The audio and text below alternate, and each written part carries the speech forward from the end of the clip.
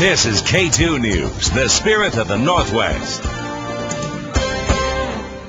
The ocean certainly has been red hot for salmon fishing this month, but law enforcement officers say illegal fishing activities have heated up as well. In a 2 exclusive, K2 Outdoor reporter Grant McComey takes us on an ocean salmon patrol with the Oregon State Police catching the anglers who don't play by the rules. This summer, saltwater salmon fishing has been spectacular, but there are problems. Just ask State Fish and Game Officer Ken Terry. Wait, if you haven't tagged them now, guys, it's too late. Don't tag your fish. Hey, ma'am, if you haven't tagged them now, it's too late. You got to tag them as soon as you catch them.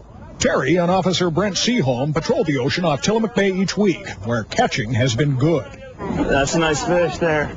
But on each trip, the team runs into anglers who don't mark their catch on their harvest cards. That's required by law. And Terry says it's the only way that officers know that anglers aren't stealing the salmon.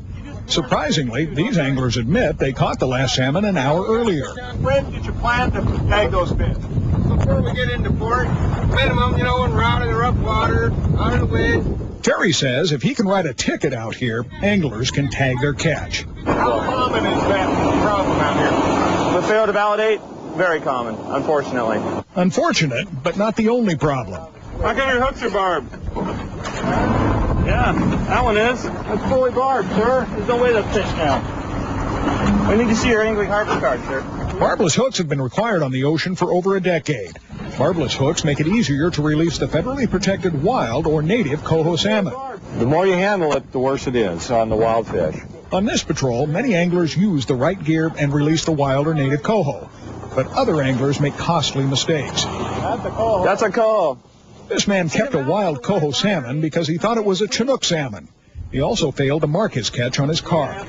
We wanted to ask him why. Thought it was a Chinook and couldn't tell the difference between the species. This me on TV? Yeah, we sure are. My question is, do you know now how to tell the difference? Okay, yeah. No comment. Thank you. It's been a busy day on the ocean. So far, we've got a failure to tag a salmon. We've got people fishing with illegal hooks. We've got people that are keeping wild salmon. And now we've got 2 fishermen with 3 rods. Trooper Terry tells the men that the law says only 1 rod per angler. Seaholm says all of these varied violations have been running too high on the high seas. Anglers who don't play by the rules jeopardize future fishing seasons. But we're probably about 50% on violations anyway, one type or another. So if you run the same percentage today with everyone else, you know what is going on. A question the troopers will continue to answer with more citations.